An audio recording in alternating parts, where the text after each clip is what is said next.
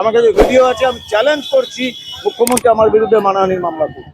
ওনার জন্য একজোড়া ওই স্টিলের মকরমুখী বালা, যেটাকে তোমরা হ্যান্ডকাপ বলো, তা তৈরি হয়েছে, আমি দেখতে পাচ্ছি। কেন্দ্রীয় বাহিনী, কেন্দ্রীয় নির্বাচন কমিশন ওই ফাঁদে পা দেবে না, নিশ্চিন্তে থাকুন। আমাদের নেতা শুভেন্দু অধিকারী ওনার বাড়িতে গিয়ে ওনাকে হারাবেন ভবানী। এই যে তৃণমূলের লাল চুল কানে বউ তৃণমূল, তাদেরও 30 দিনের সময় দেওয়া হবে। যদি কারো ক্ষমতা হয়, হিম্মত হয় কোনো মহিলার দিকে চোখ তুলে তাকাতে, বাকি জিনিস তো ভুলে যায়। তো সেই সারা জীবনের নামে সে ভুলে যাবে সে কি করে।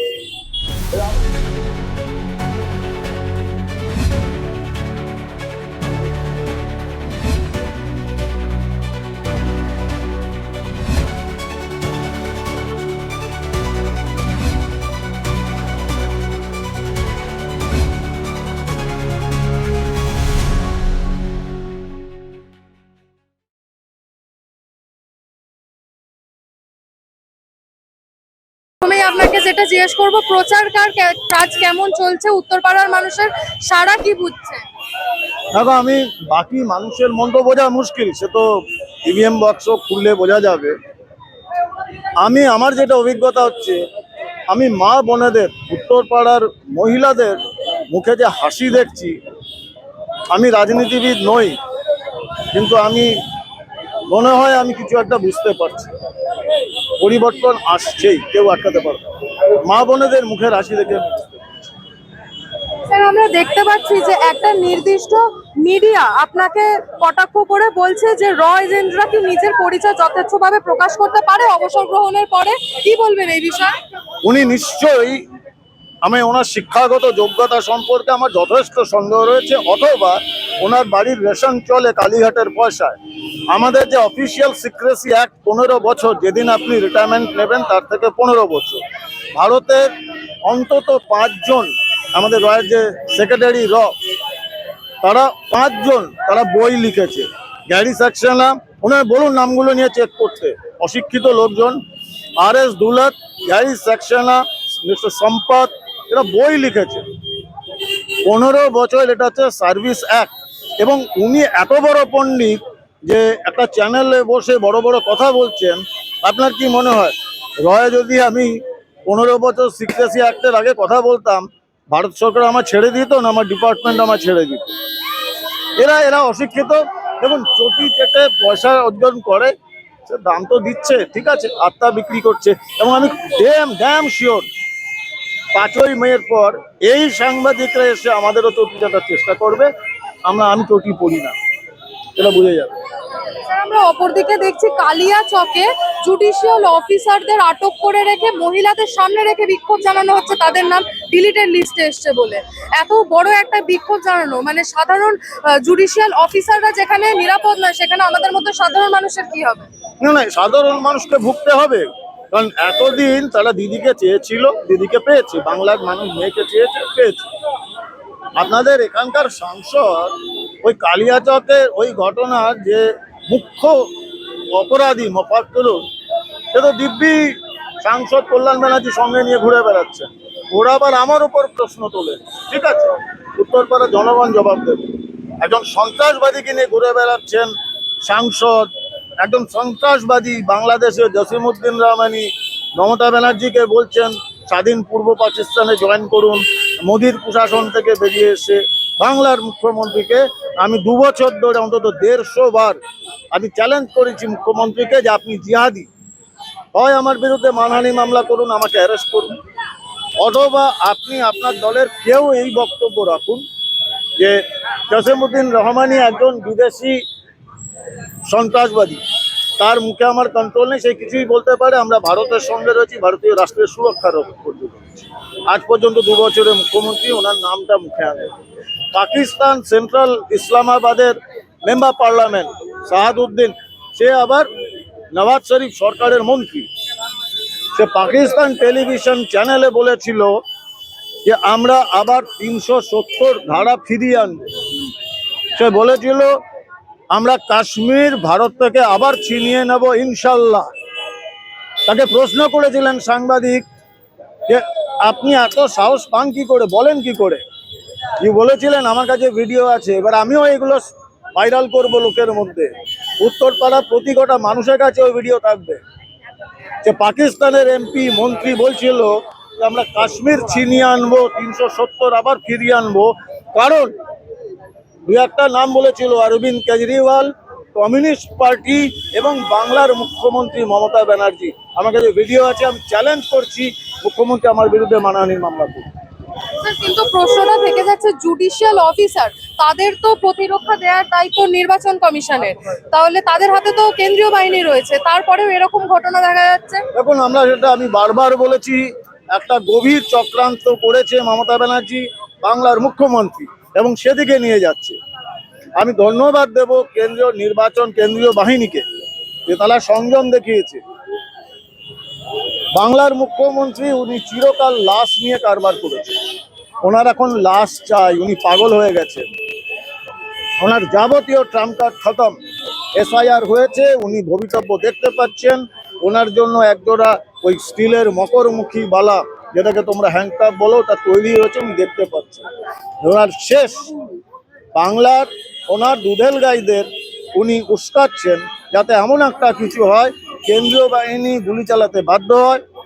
বাস দুটো ওই লাশ পেয়ে গেলে উনি বাংলায় আবার পিশাচের তাণ্ডব নাচবে।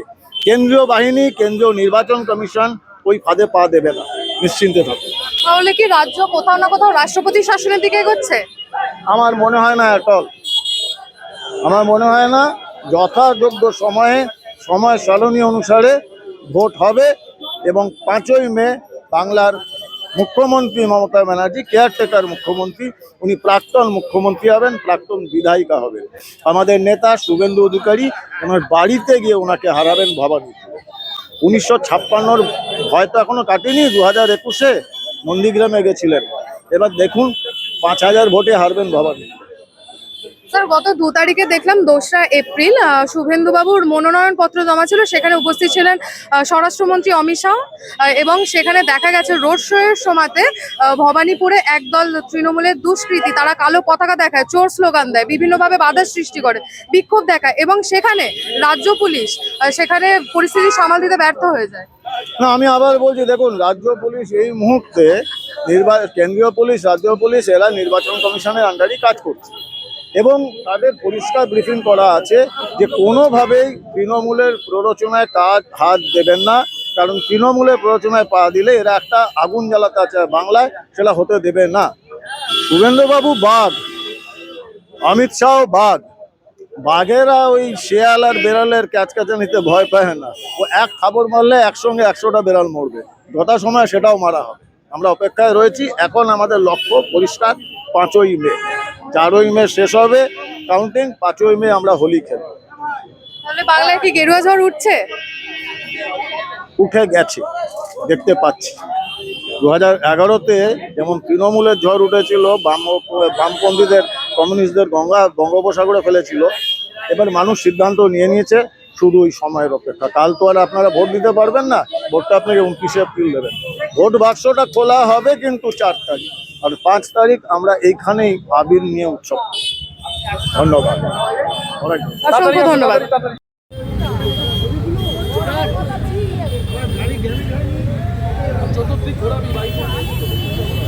এখন এত ব্যস্ত রাস্তার উপরে আমরা বেশিক্ষণ যদি আমি বক্তব্য রাখি, ভিড় হয়ে যাবে, সেই জ্যাম অন্তত আমি চাই। পণ্যগড়ের সমস্ত মানুষকে আন্তরিক অভিনন্দন এবং কৃতজ্ঞতা জানিয়ে আমি খুব সংক্ষিপ্ত একটা কথা বলবো, কারণ আমি একেবারে খুব একটা বড় রাজনীতিবিদ নই। আমি নিজেকে এখনো বলি 10% রাজনীতিবিদ, 90% ভোট এমএসপি। আমি একটা অনুরোধ করব, একবার ভারতীয় জনতা পার্টিকে দেখুন। এইটুকু প্রমিস করতে পারি যে 4 মে বা 5ই মের পর ভারতীয় জনতা পার্টি পশ্চিমবঙ্গ সরকারের শপথ নেবে, এবং আপনাদের আশীর্বাদ পেলে আমি আপনাদের সঙ্গে, আপনাদের বিধায়ক হিসাবে, বিধায়ক হয়তো পরে, আমি আপনাদের মানুষে থাকবো। আমি অভিনেতা নই, আমি কি আপনারা সবাই জানেন। বড় বড় প্রতিশ্রুতি তো হবে, সব রাজনৈতিক দল দিচ্ছে, কিন্তু আমি একটা প্রমিস আপনাদের এখানে করে যাচ্ছি, এই কল্যাবর বাটা মোড়ে আপনারা দয়া করে এটা ভিডিও করে রাখতে পারেন। আমি জানি আমার পুলিশের ভাইয়েরা তারা ভিডিও করছেন, ওনারাও করুন, আমিও তো ফোর্সের ইউনিফর্মের সদস্য একজন। দুটো জিনিস 5ই মে থেকে 5ই জুনের মধ্যে দুটো জিনিস আপনারা চোখের সামনে দেখতে পারবেন। এক, চাই অটো রিক্সাওয়ালা, চাই টোটোর মানুষ, চাই দোকানদার, চাই ছোট যারা ছোট ছোট কিয়স্ক নিয়ে আছেন, 5ই মে থেকে পুরো উত্তরপাড়া বিধানসভায় হত্যা, হোসরি, তোলাবাজি, দাদাগিরি সম্পূর্ণ বন্ধ হয়ে যাবে। এটা আমার নিজের দায়িত্ব। আমি বলেছি যে 5ই মের পরে আমি দুটো গ্রুপকে ডেকে পাঠাবো জনপ্রতিনিধি হিসাবে, নির্বাচিত জনপ্রতিনিধি হিসাবে। প্রথমে ডাকবো আমার পুলিশ অফিসার ভাইদের। তা দেখুন, আমিও ইউনিফর্ম পরেছি এবং আমরা মনে করি ইউনিফর্ম আমাদের মা, মায়ের অসম্মান করবে না। সমস্ত পুলিশ অফিসার ভাইদের তাদের বলবো, আপনারা রাজনীতির রং দেখবেন না, কে কি করছে কোথাকার লোক কিছু দেখবেন না, আপনারা শুধু শাসনের আইনের শাসন প্রবর্তন করুন, সংবিধানের কথা শুনুন, দীপাঞ্জন চক্রবর্তীর কথা শুনবেন না। আমি যদি কখনো অন্যায় আপনাকে অনুরোধ করি, আমার ফোনটা কেটে দেবে। কিন্তু যদি আপনারা এই গত 15 বছর বা তার আগে 34 বছরের অভ্যাসটা না বলেন, আপনাকে কিন্তু অনুশোচনা করতে হবে, তার জন্য 1 মাস সময় দেবে। আর দ্বিতীয়ত, এই যে তৃণমূলের লাল চুল কানে বউ তৃণমূল, তাদেরও 30 দিনের সময় দেওয়া হবে। আপনারা আমরা জানি গরিব ঘরের ছেলে লোভে পড়ে আজকে গুন্ডা হয়েছে, কিন্তু ঠিক আছে, 30 দিন পরে পুরো উত্তরপাড়া বিধানসভায় যদি একজনও কমপ্লেন করে যে আমার কাছ থেকে হত্যা নিয়েছে, আমাকে একটা চোর মেরেছে, দাদাগিরি করেছে, বা কোনো মেয়ে বা মহিলা যদি বলেন যে আমার সঙ্গে অসভ্যতা করেছে, আমি এইখানে দাঁড়িয়ে প্রতিশ্রুতি দিচ্ছি, আপনারা ভিডিও রেকর্ড করে রাখবেন, আমাকে উত্তরপ্রদেশ থেকে একটা ওষুধ আনতে হবে যেটা যোগী আশীর্বাদ। বাকি হুগলি জেলাতে রচনা ব্যানার্জি ছাড়া আর কেউ কারখানা ধোয়া দেখেনি, এবার দেখা শুরু হবে। আমি হিন্দুস্তান মোটরসে আজকে করে এসেছি, জঙ্গল মানে ভয়ঙ্কর অবস্থা, আপনারা নিজেরা জানেন। এগুলো বন্ধ হবে। পুরো উত্তরপাড়া বিধানসভায় নয়, হুগলি জেলাতে আবার কারখানার সাইরেনে আপনাদের ঘুম ভাঙবে। উত্তরপাড়া থেকে আমি একদিন কলকাতা যাচ্ছিলাম, নিবেদিতা হসপিটাল, নিবেদিতা সেতু অব্দি আমি 45 মিনিটে 22খানা দেখলাম, এই আরেকটা যাচ্ছে এখন অ্যাম্বুলেন্স কলকাতায়। উত্তরপাড়ার হসপিটাল সেটা স্পেশালিটি হসপিটাল হয়ে গেছে, রেফারেন্স স্পেশালিটি। আপনার যাবতীয় রোগের চিকিৎসা যান কলকাতায় এবং সেখানে আপনি দালাল চক করে করবেন। এই হসপিটালের যাওয়া আসা বন্ধ হবে, এই অ্যাম্বুলেন্স যাওয়া আসা। উত্তরপাড়ার মানুষ উত্তরপাড়াতেই আপনারা ট্রিটমেন্ট করবেন। আপনারা একবার ভরসা রাখুন, উত্তরপাড়ার হৃত গৌরব ফিরিয়ে আনবই আনবো। উত্তরপাড়ার মা বোনেরা, এটা আমার প্রমিস, আবার বলছি ভিডিও রাখুন। 5ই মের পর বাংলার মুখ্যমন্ত্রী, উনি একজন মহিলা মুখ্যমন্ত্রী, উনি নিদান দিয়েছিলেন না দুর্গাপুরের ধর্ষণের ঘটনার পর, রাত 8টার পর বাইরে থাকলে এরকম হবে।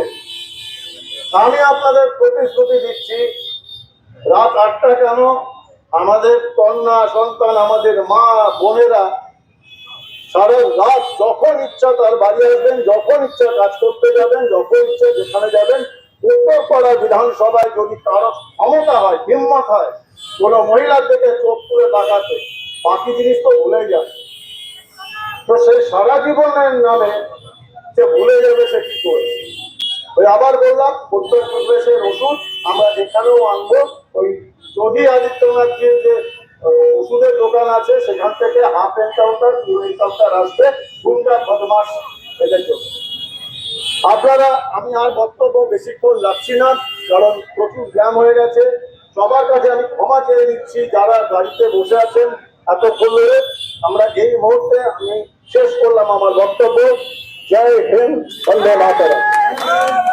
প্রতিবার উত্তরপাড়ায় সেলিব্রিটি প্রার্থীদের হিড়িক দেখা যায়, কিন্তু এইবার ব্যাপারটা একটু অন্যরকম দেখা যাচ্ছে। কি মনে হচ্ছে, লড়াই কেমন হতে চলেছে?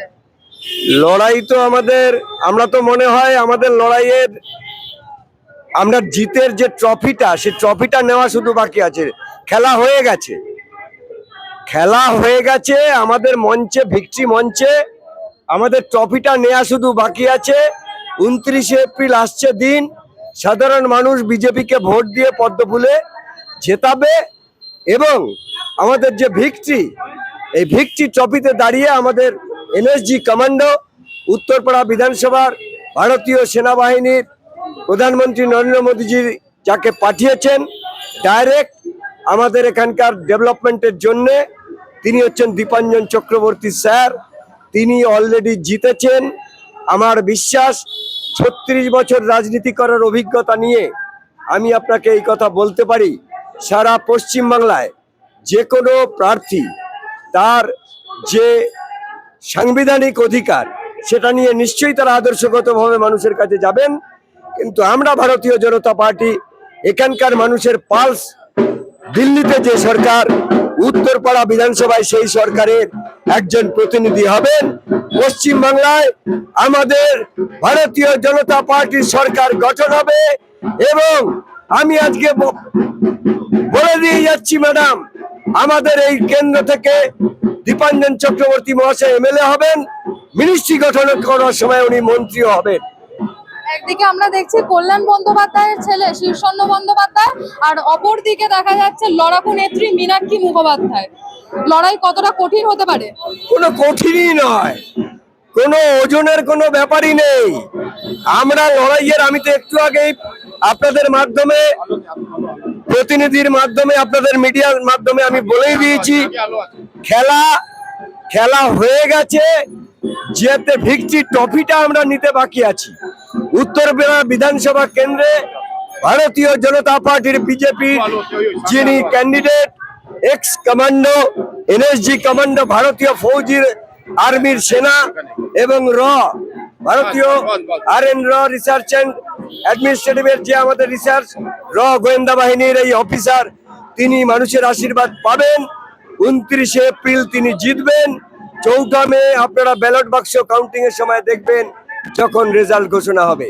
Already we have decided, the common people of the Uttarpada Vidhan Sabha constituency, they have already mindset casted their vote in favor of Lotus Padmapul.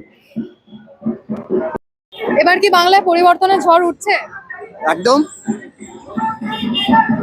উত্তরপাড়ার মানুষ কি কি অসুবিধার সম্মুখীন হবে এখানে? সর্বত্র অসুবিধে, কারণ যে পাবলিক সার্ভিসগুলো পাওয়ার কথা গভর্নমেন্টের কাছ থেকে, ইনক্লুডিং মিউনিসিপ্যাল সার্ভিস, সব জায়গাতে এত অনিয়ম, এত অরাজকতা এবং এত দেশাত্মবোধের অভাব। শুধুমাত্র ভাড়াটের সৈন্যের মতো চাকরি করছে, রাজনীতি করছে। সাধারণ মানুষের জন্য যে দায়িত্ব দেওয়া আছে সেদিকে নজর নেই। ব্যক্তিগতভাবে কতটা মুনাফা করা যায়, কতটা নিজের গোছানো যায়, এইদিকে নজর। সেই জন্য টোটাল পরিবর্তন দরকার।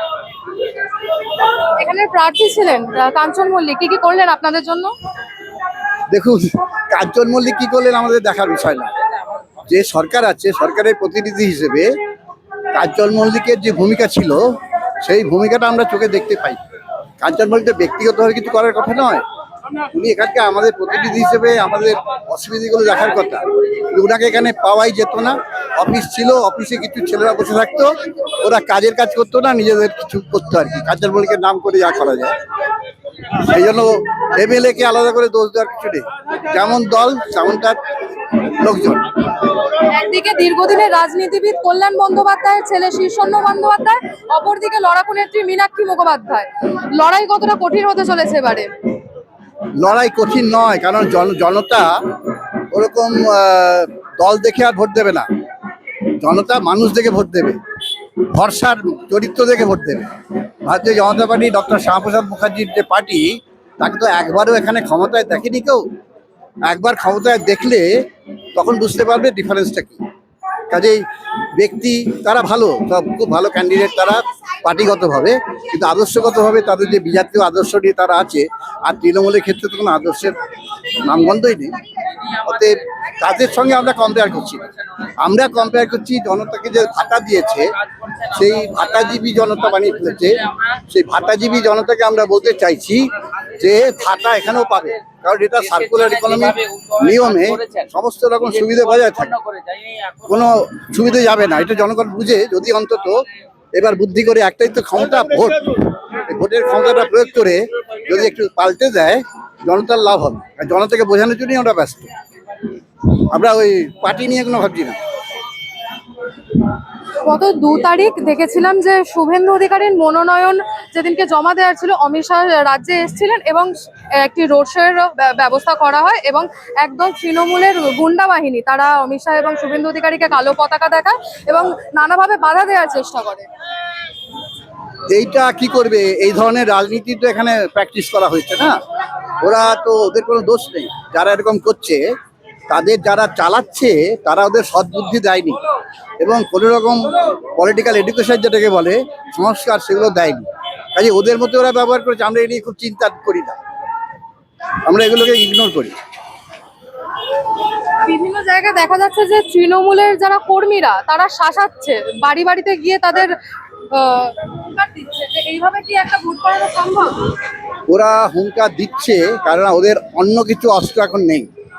এবার জনগণ তারা বুদ্ধিমান আছে, আর তখন বুথে বুথে ব্যবস্থা হবে।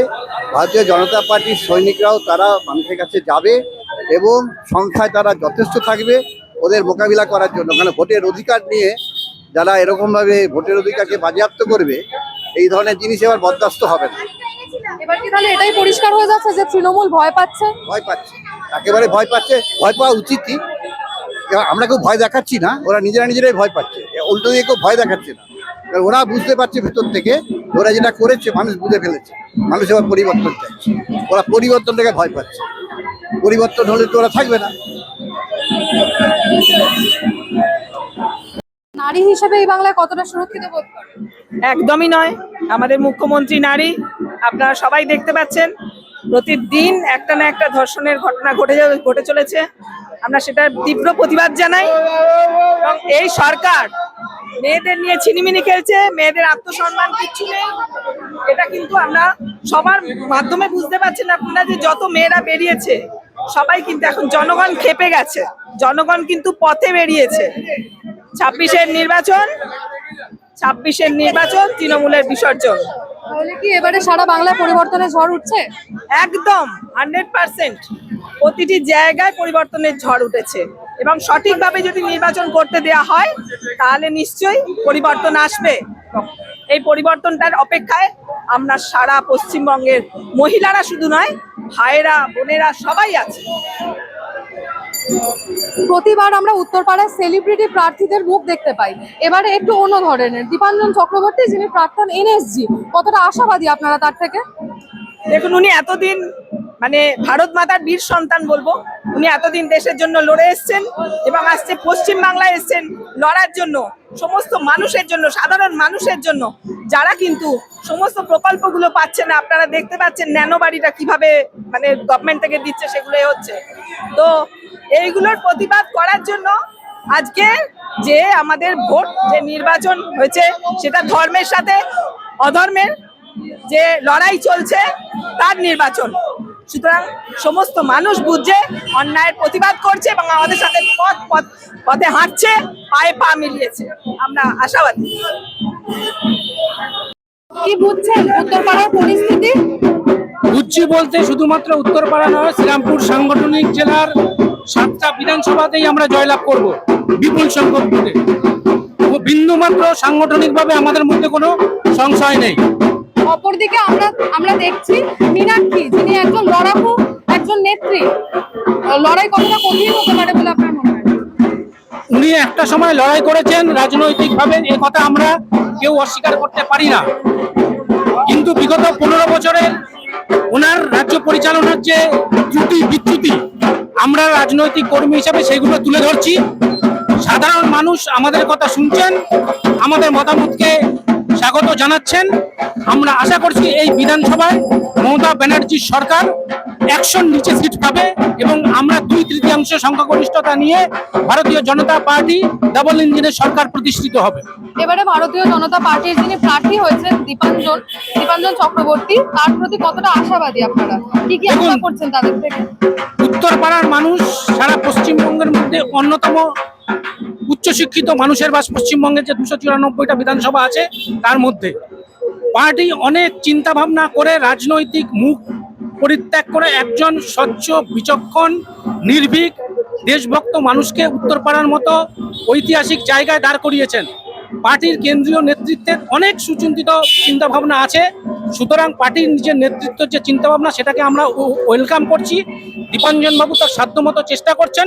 আমরা উত্তরপাড়া মানুষের রায়দানকে স্বাগত জানাচ্ছি। আমরা জয়লাভ করবই, এ নিয়ে আমাদের মধ্যে বিন্দুমাত্র কোনো সংশয় নেই। কি আশা করছেন ওনার থেকে? উনি অনধিক 40,000-এর বেশি ভোটে জয়লাভ করবেন।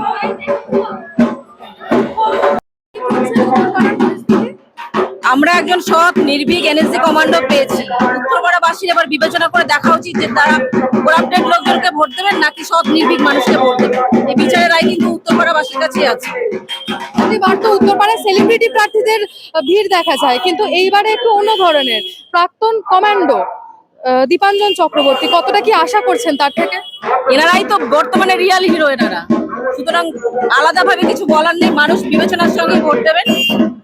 আর কি বলবো, এতদিন এখানের বিধায়ক ছিলেন কাঞ্চন মল্লিক, কি কি কাজ করেছেন আপনাদের জন্য কাঞ্চন মল্লিক? কাঞ্চন মল্লিককে অর্ধেক দিন এখানে উপস্থিত থাকতেন না। উনি মহিলা সংসর্গ, মদ্যপান থেকে আরম্ভ করে সমস্ত কিছু করতেন। উনি এখানে অশালীন ব্যবহার করতেন।